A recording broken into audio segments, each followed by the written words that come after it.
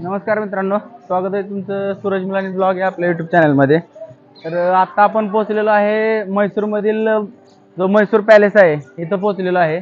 तर आपण तिकीट वगैरे घेऊन आतमध्ये इकडच्या साईडला तिकीट काउंटर आहे. तिकीट काउंटरमध्ये तिकीट वगैरे घेऊन आता आपण हा जो म्हैसूर पॅलेस आहे हा म्हैसूर पॅलेस आपण आता आतमध्ये जाऊन बघणार आहे. तर म्हैसूर पॅलेस मी तुम्हाला आतमधून पण दाखवणारच आहे. तर तुम्ही मित्रांनो व्हिडिओ पूर्ण बघा. व्हिडिओ तुम्हाला आवडला तर व्हिडिओला लाईक करा आणि चॅनलला सुद्धा सबस्क्राईब करायला विसरू नका मित्रांनो. म्हैसूर पॅलेसच्या आता आपण समोर आलेलो आहे. आता तिथून पुढे आपण आतमध्ये एंट्री करणार आहे. तर इकडच्या साईडला चप्पलचं वगैरे आपल्या चप्पल जे आहेत ते इथं आपल्याला ठेवण्यासाठी इथं सोय केलेली आहे.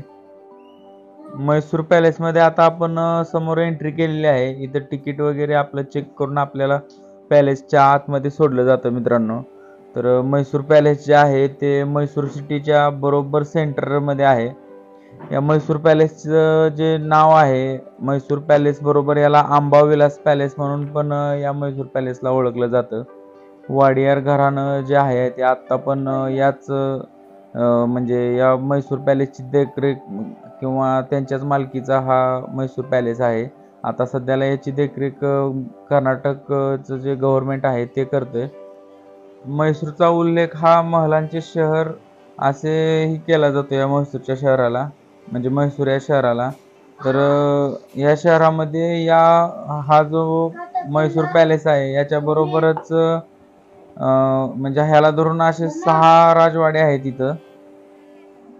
हा जो पॅलेस आहे मित्रांनो 1897 नंतर बांधलेला पॅलेस आहे. याच्यापूर्वी याच ठिकाणी लाकडी पॅलेस होता. जो याचे फोटो वगैरे आपल्याला भिंतीवर बघायला भेटतात. तर याच्यापूर्वी 1896 साली 1896च्या पूर्वी पूर्णपणे लाकडी पॅलेस होता. तो जो लाकडी पॅलेस आहे तो बऱ्याच वेळा आगीत जळून भस्म झाला होता. 1896 मध्ये लास्ट वेळेस हा जळाला होता. 1896 मध्ये चमाराजा वाडियार यांच्या ज्येष्ठ कन्या जयलक्ष्मी वाडियार यांच्या लग्न समारंभात शेवटच्या वेळेस राजवाडा जळून खाक झाला होता. त्याच्यानंतर मित्रांनो 1897 मध्ये हा राजवाडा पुन्हा बांधण्यास चालू केला.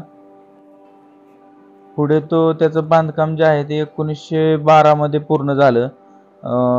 हा जो राजवाडा म्हणजे जो म्हैसूर पॅलेस आहे हा बांधण्यासाठी जो आलेला खर्च आहे तो 41,47,913 रुपये एवढा आला होता. भारतामध्ये सर्वात जास्त पर्यटन आकर्षण जे आहे ते ताजमहल आहे. आग्र्यातील ताजमहल जे आहे ते प्रमुख आकर्षण आहे भारतामधील पर्यटनाच्या दृष्टीने. आणि त्याच्यानंतर जर बघितलं तर हा जो म्हैसूर पॅलेस आहे त्याचंच आकर्षण आहे. तर याला बघायला जवळपास म्हणजे पूर्ण भारतभर किंवा भारताच्या बाहेरून पण लोक येतात. इथे वर्षाला जवळपास 60 लाखपेक्षा जास्त जे लोक आहेत ते पर्यटक जे आहेत ते इथं भेट देतात. मित्रांनो आपण आपल्या चॅनलवर जो बँगलोर पॅलेसचा पण व्हिडिओ टाकलेला आहे, जो व्हिडिओ केलेला आहे, तर तो पण तुम्ही बघा. तो पण चमाराजा वाडियार यांचाच बँगलोरमधील पॅलेस आहे. म्हणजे इथं पण त्यांचा एक पॅलेस आहे आणि तिथं पण त्यांचा पॅलेस होता, म्हणजे आहेच बँगलोरमध्ये. तर तो पण तुम्ही व्हिडिओ बघू शकताय परत आपल्या यूट्यूब चॅनलवर जाऊन.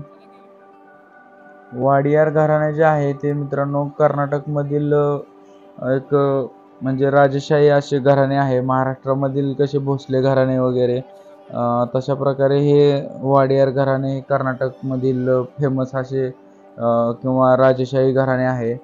तर यांचे जे कर्नाटकमधील प्रमुख शहरामध्ये यांचे पॅलेस आहेत किंवा येथील जर म्हैसूरमध्ये बघितलं तर 7 पॅलेस जे आहेत तर ते पण यांचेच आहेत, वाडियार घराण्याचेच आहेत किंवा त्यांचे वंशज ते जे पॅलेस आहे तिथं राहतात किंवा त्याची देखरेख करतात. त्यांच्या मालकीचे ते वैयक्तिक मालकीचे आहेत. आणि बँगलोरमधील जो बँगलोर पॅलेस आहे तो पण वाडियार घराण्याचाच आहे. तो पण त्यांच्या वैयक्तिक मालकीचाच आहे. पुढं आता आपण मित्रांनो पॅलेसच्या बाहेर आलेलो आहे. तर इथं आपल्याला जे राजे घराणे हे आहेत त्यांचे जुन्या प्रकारचे जे कपडे आहेत ते इथं आपल्याला विक्रीसाठी किंवा म्हणजे त्या प्रतिकृतीची विक्रीसाठी उपलब्ध आहेत. तर अशा प्रकारे मित्रांनो तुम्ही म्हैसूरचा जो महाराजा पॅलेस आहे, म्हैसूर पॅलेस जो आहे याची पूर्ण माहिती या व्हिडिओमध्ये तुम्ही बघितली. व्हिडिओ कसा वाटला हे मला तुम्ही कमेंटमध्ये सांगा. व्हिडिओ जर तुम्हाला आवडला असेल तर व्हिडिओला लाईक करा मित्रांनो, आणि चॅनलला पण सबस्क्राईब करायला विसरू नका.